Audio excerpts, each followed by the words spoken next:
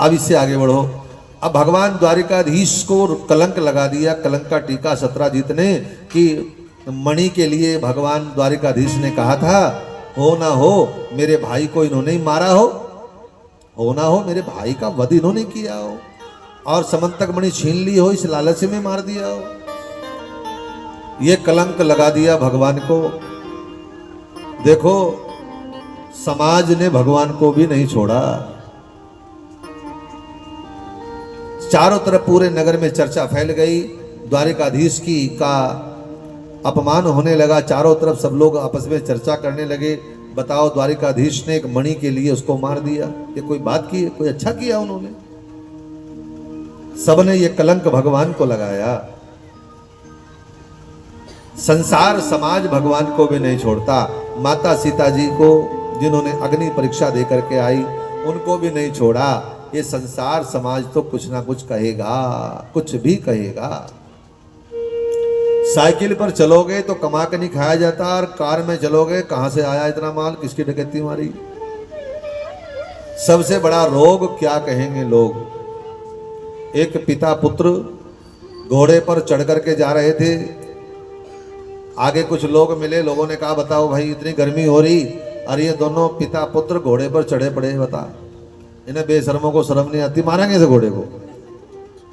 और पिता बेचारा घोड़े से नीचे उतर के चलने लगा, और जब नीचे उतर के चलने लगा तो लोगों ने कहा बताओ जी कितना मोह में पड़ा ये, बेटा चढ़ा रखा घोड़े के ऊपर और अपने आप चल रहा है पैदल। अब वो घोड़े बेटे को नीचे उतार लिया, तो कुछ लोग आगे मिले, बताओ जी साथ में घोड़ा, फिर भी पैदल जा रहे, सब मूर्ख ही नहीं है। अब लोग वो बेचारे सोच रहे, वो घोड़े पर बैठ गए और तेज चलने लगे, तो लोग मिले, बताओ जी इतनी गर्मी हो रही, इतना तेज दौड़ा रखा घोड़ा, मारोगे इसे? और उन्होंने आराम आराम से कर लिया, वो धीरे धीरे चलने लगा, टप टप टप टप करता हुआ।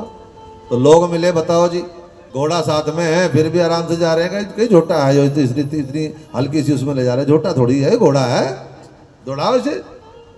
अब लोग उन बेटा पुत्र ने सोचा कि भाई ये दुनिया के लोग हैं, ना तेज चलने देंगे, ना आराम से चलने देंगे, ना चढ़ करके चलने देंगे, ना नीचे उतर करके चलने देंगे, ये तो कुछ ना कुछ कहेंगे।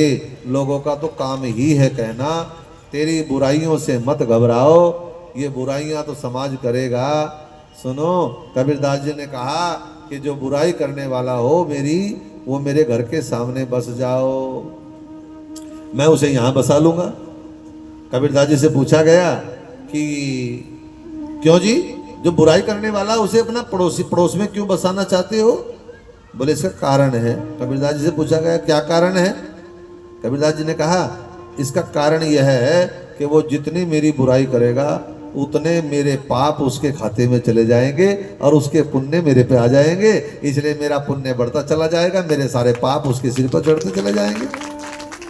कोई किसी की बुराई करता है ना, तो उसके पाप हमारे सिर पे आ जाते हैं, याद रखो, इसलिए बुराई मत करना किसी की। हाँ, कलंक लगा दिया भगवान को भी समाज ने, इसलिए मत देखो समाज क्या कहता है, ये देखो कहीं भगवान नाराज ना हो जाए, मेरे किसी काम करने से भगवान नाराज ना हो जाए, ऐसे सोच करके कार्य करो, आगे बढ़ो। और भगवान ने कहा अच्छा चलो कलंक लगा दिया तो कलंक धोने का प्रयास करता हूं। समंतक मणि को ढूंढने के लिए मेरे भगवान दौड़ पड़े और पहुंच गए उस परवर्षण नाम की गुफा में, और तब पहुंच गए परवर्षण नाम की गुफा में जहां जामवंत जी रहते हैं।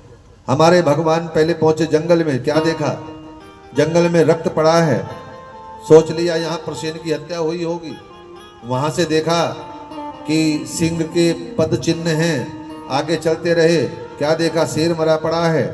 यहाँ से मनुष्य के पद चिन्ह हैं, उस पद चिन्हों को देखते देखते मेरे भगवान पहुंच गए उस परवर्षण नाम की गुफा में जहां जामवंत जी रहते हैं।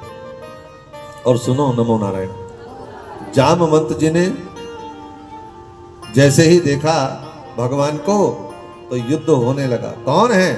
पहचान नहीं पाए।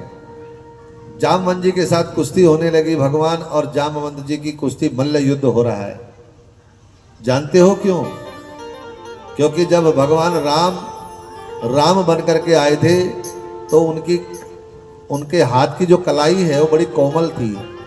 नीलांबुज श्यामल कोमलांगम, बड़े कोमल उनके अंग थे। और ऐसा उनके कोमल अंगों को देख करके जामवंत जी ने मन ही मन सोचा था, ये क्या रावण के साथ युद्ध करेगा, रावण को कैसे हराएगा जिसके इतने कोमल कोमल अंग हैं।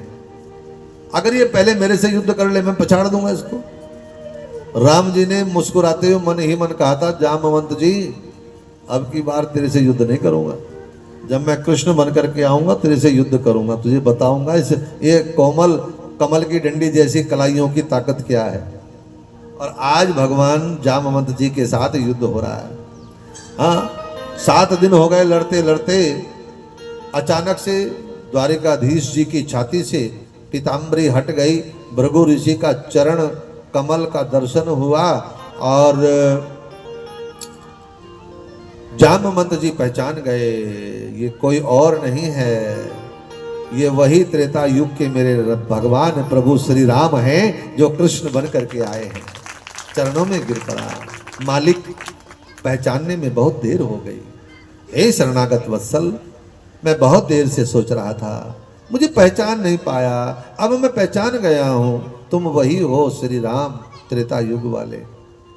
और क्षमा याचना की, अपने बेटी का हाथ पकड़ा दिया और अपने बेटी का नाम है जाम्बवती, जाम्बवती का विवाह भगवान के साथ कर दिया जामवंत जी ने।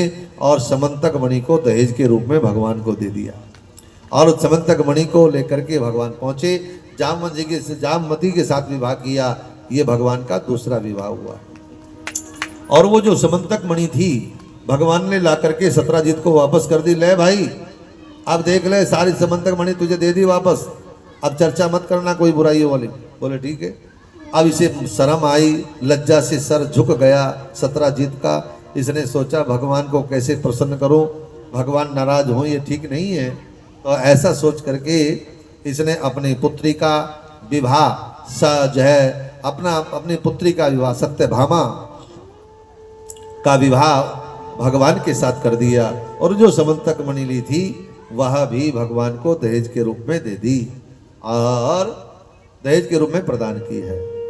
और तथा ये तीसरा विवाह भगवान का संपन्न हो गया। कितने विवाह हो गए? बोलते रहो जल्दी से। 3। और चौथा विवाह, भगवान कृष्ण एक बार अपने अर्जुन को संग में लेकर के जा रहे थे। नदी के किनारे एक कन्या बैठी थी, युवा, और वो आंख बंद करके दोनों हाथों की अंगुली को मोड़ करके ध्यान में बैठी थी। ओम नमो भगवते वासुदेवाय महामंत्र का जाप कर रही थी। उसी समय भगवान अर्जुन के साथ रथ लेकर के वहां पहुंचे और देखा, अर्जुन से कहा, अर्जुन जाओ, ये कन्या कौन है और क्या चाहती है पता करके आओ। अर्जुन गया, जाकर के कन्या से पूछा, तुम कौन हो? उसने कहा, मैं कोई और नहीं, मैं कालिंदी नदी हूँ और कन्या का रूप बना करके यहाँ पर बैठी भजन कर रही हूँ और मैं चाहती हूँ कि भगवान द्वारिकाधीश मेरे पति बने और मैं उनकी चरणों की रानी बनूं। नमो नारायण। अच्छा देख लो, जो नमो नारायण बोलता है ना, समझो वही ध्यान से सुन रहा है। अर्जुन बैठा हो।